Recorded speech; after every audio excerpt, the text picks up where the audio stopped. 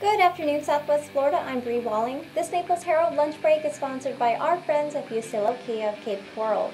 This afternoon, we'll tell you about the Florida House seeking financial data on Emeril's Florida cooking show, NIH making a super shot a top priority during a particularly dangerous flu season, and more.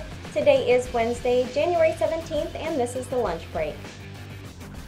A TV producer for one of Emeril Lagasse's cooking shows is fighting a subpoena to turn over financial records to the Florida House of Representatives. The House demanded last week that producer Pat Roberts and his company turn over records by Tuesday or risk hefty fines and even jail. But instead of complying, Roberts filed a lawsuit in federal court that contends his constitutional rights are being violated by the Republican-controlled House. Legislators are asking for years of records detailing how the show Emeril's Florida spent millions of dollars it received from the state's tourism agency. Visit Florida paid at least $10 million over a 5-year period for the show that aired on the Cooking Channel. A House committee last October issued its own subpoena asking for the records, but Roberts refused to turn them over and instead filed a lawsuit in state court. House leaders, worried the legal battle could be dragged out, took the extraordinary step of having the entire House vote on the subpoena request during the opening week of this year's legislative session. House Speaker Richard Corcoran signed the subpoena in front of the entire chamber and had it delivered within minutes of approval. But one of the attorneys representing Roberts said the House can't threaten to punish his client without giving him a chance to challenge the request in court.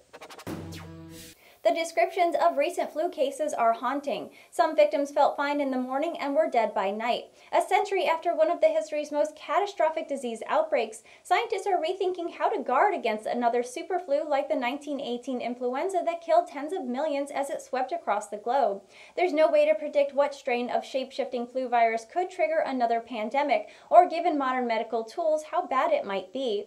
But researchers hope they're finally closing in on stronger flu shots, ways to boost much-needed protection against ordinary winter influenza and guard against future pandemics at the same time.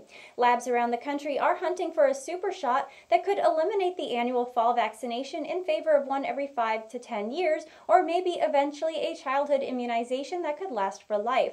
Designating a universal flu vaccine is now a top priority for NIH's National Institute of Allergy and Infectious Diseases.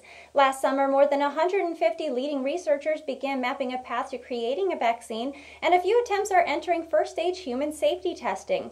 Still, it's a tall order. Despite 100 years of science, the flu virus too often beats our best defenses because it constantly mutates.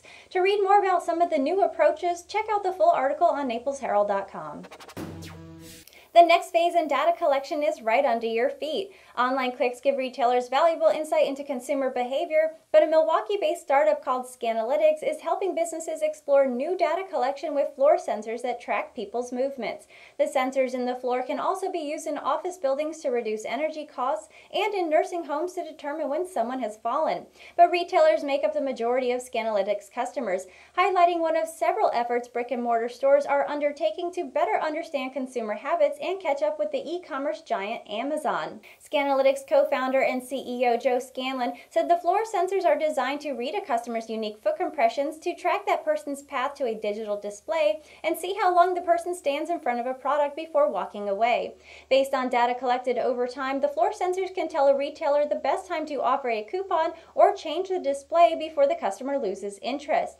The cost of having the sensors ranges from $20 to $1,000 a month, depending on the square footage and the add-on applications. And that was a lunch break for today. I'm Bri Walling. For your twice daily news fix, head over to the Naples Herald YouTube channel and subscribe. Leave us a comment to let us know your thoughts on the news or what you'd like to hear about. The lunch break airs Monday through Friday at 12 p.m. And don't forget to check out our morning report that also airs Monday through Friday at 9 a.m. Thank you for watching. We'll see you tomorrow.